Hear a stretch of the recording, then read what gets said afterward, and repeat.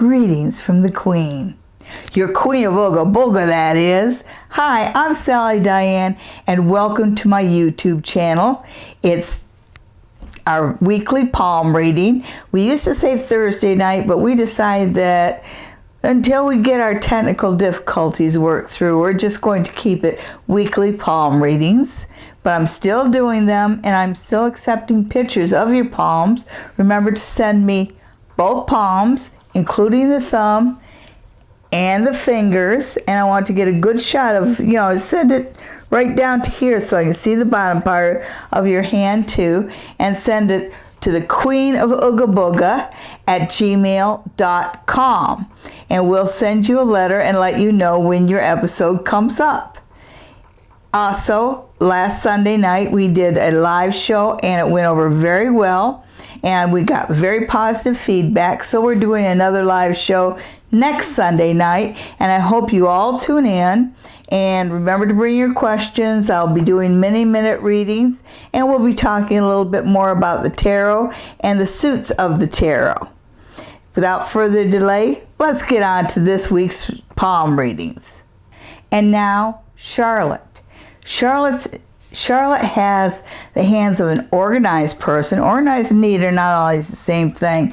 I think that she's in the area of business and career. Charlotte is a very forceful person. She puts a lot of her strength into the planning and logic of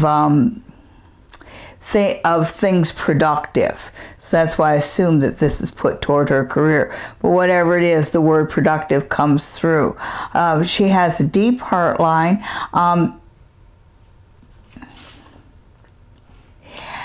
She knows when she should start saying no to a person, but I think that she might give people the benefit of the doubt one more time than they really deserve it. I think that's a personal thing. I'm okay with that. These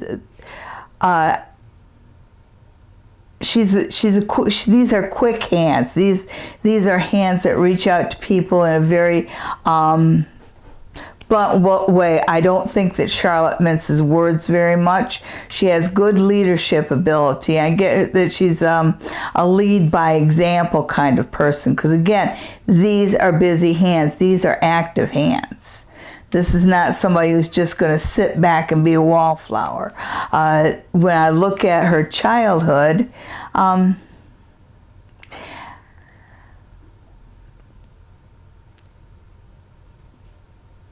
I do see joy in her childhood, but the word too short comes through. So I think I'm looking at somebody that life made you become an adult in your mid-teens instead of waiting until your early 20s. So you had to take on a lot of responsibility early.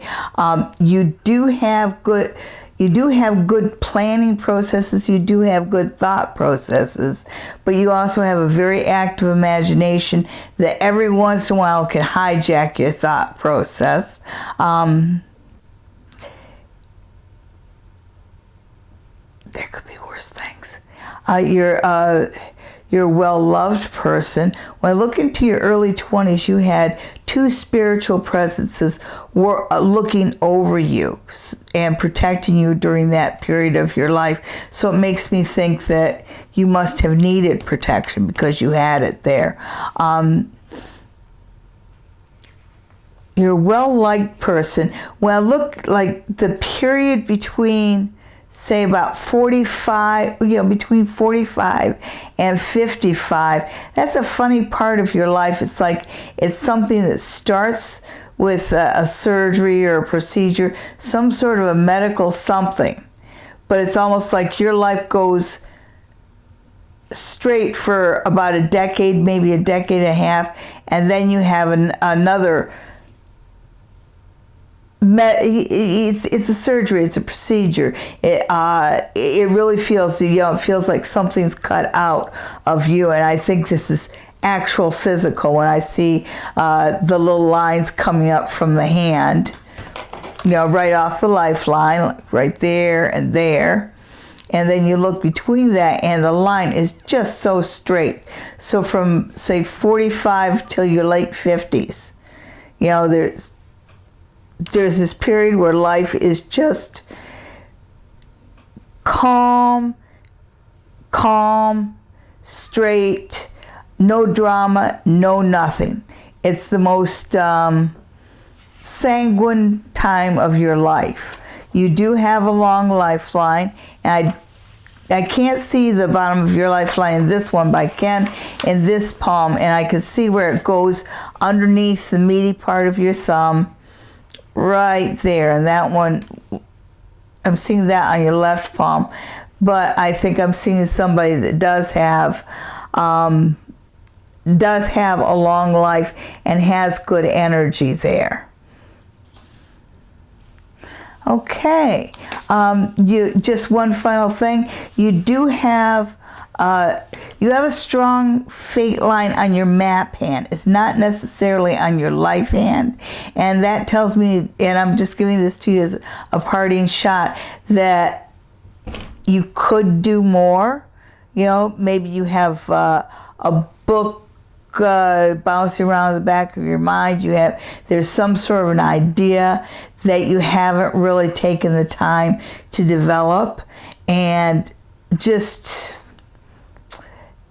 make one of your dreams come true. How about that? If you put a little bit more effort into it, I think you would succeed. Thank you.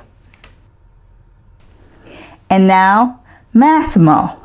And Massimo was born in April of 1972, which makes him an Aries water rat. So you have fire and water together with Massimo. And I can also see that on his hands, because he's got a lot of passion in his hands. And it shows up in his lifeline, in his headline, and it also shows up in his heart line. So that's where the water comes in, is the heart line.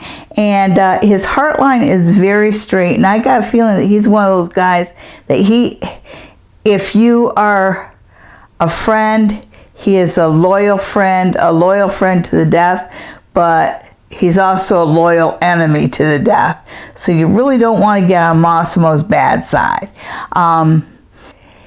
He works really hard on focusing on the now. He's the kind of person who lives in the now. He's a little impatient. He thinks in big terms. I think maybe he's an engineer or something, because there's just something larger than life about what he thinks about, what his mind process is. I did say he had a strong fate line, which means that big things want to happen to him in this life. He's got a practically perfect headline, so he thinks things through really, really well. I'm pretty sure I'm looking at an educated person here. When I looked at his childhood, I just get this kind of almost like a veil, almost like a mask, like don't look there. And I think that there are quite a few aspects of his childhood that he keeps to himself and doesn't share with the world. I do see there's a kind of an evolution. There's a big change coming in his lifeline right around the 45 to 50 year mark. There's kind of a break in his lifeline. And it tells me that there's changes happening in his lifeline, because it's not just a break, it's kind of like this one laid over the other. So his life changes drastically. To me, it looks like the line is going out, because his lifeline is coming like this, and the second part of his lifeline is here, going toward the outside of his hand. And I'll have to mark it here and here so that my producer can show you on the split screen here. But I think that right when he hits maybe 45 or 50, just as you're coming into middle age. I just see him reaching out, and I see him doing something even bigger, even grander.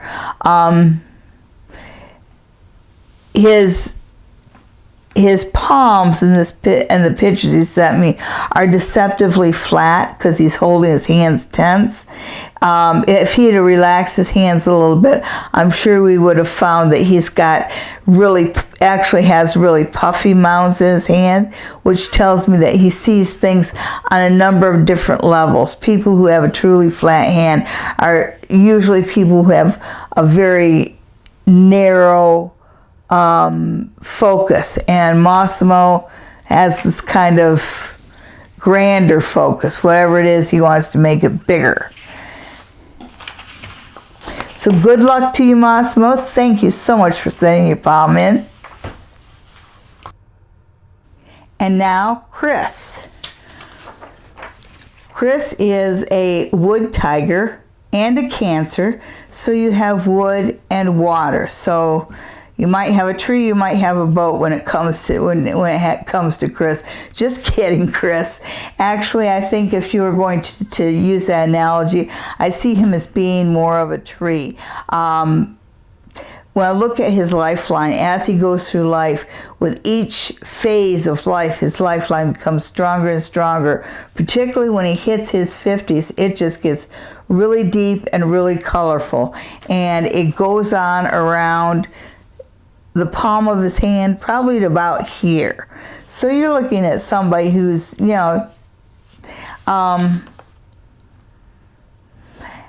long-lived. I've seen people who live longer, but plenty of people live shorter lives. I think we're looking at maybe 85, 90, right around there as far as length of life. And with each passing year, it keeps getting better and better and better. He learns his lessons, but I think it's difficult at first because it's really hard for him to shake it's really hard for him to shake childhood. I know that sounds weird, but I don't know how else to put it, what I'm feeling here. It just feels like there was a lot of things in his childhood that he just had a hard time leaving behind and actually enjoying life and learning to trust.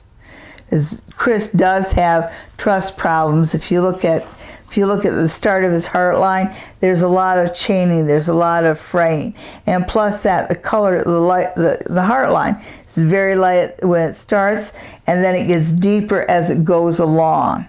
And once Chris cares for somebody, there is absolutely no boundaries as to what he will do for the people he cares about. So just be careful who you care about. I think you know that already, Chris, because we already talked about the trust issues. Both your communication and your creativity both lean toward leadership. And so you do best when you are lead point.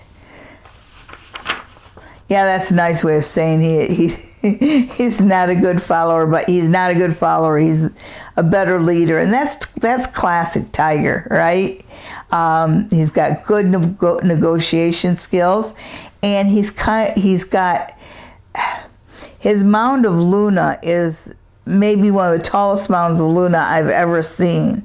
And it just feels like he's got this whole sea of intuitive ability to tap into when he chooses to. Sometimes he does, sometimes he doesn't. It's up to him. Overall, he has a creative, psychic hand, and I really believe that fits the career that he's in. Good negotiation skills. Thank you very much for sending in your hand, Chris. And now, Deborah. Deborah is a Cancer and born under the sign of Cancer, that is. And she's also a wood horse. And there are two different types of horses.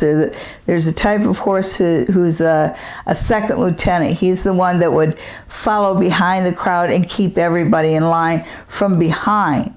And he has direct support for the lead mare. And that's where the other half of the horse people are. They are in the lead. And so the lead mare just goes forward and trusts that everybody's following her. And that's how Deborah is. She goes in and she does her thing. She's a lead by example kind of gal, and she trusts that those who should be following behind her are. And Deborah's will and logic are both very pronounced, very long. She thinks about things a lot. And she plans carefully. She has this real lineal thinking.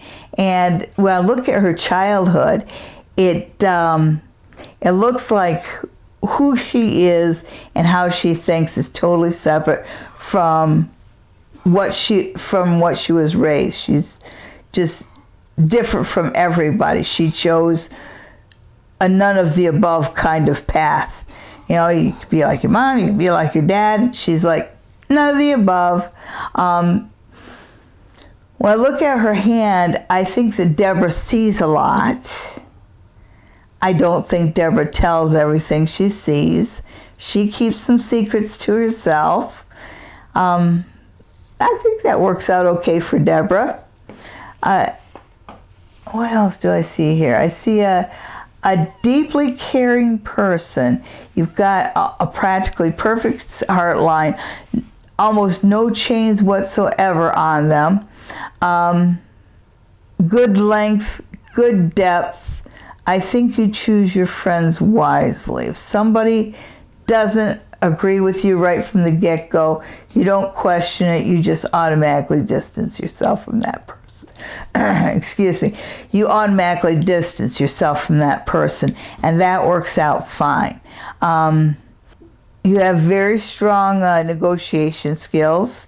You're favorably aspected in the area of business. And also, you have a very strong spirit that is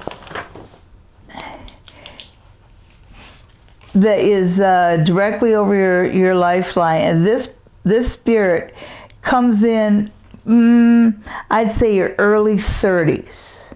So this might have been somebody who passed when you were in your 20s, but you have a very strong spirit guide that came into your life at that time that continues to watch over you to this day. Thank you very much for sending me your palm.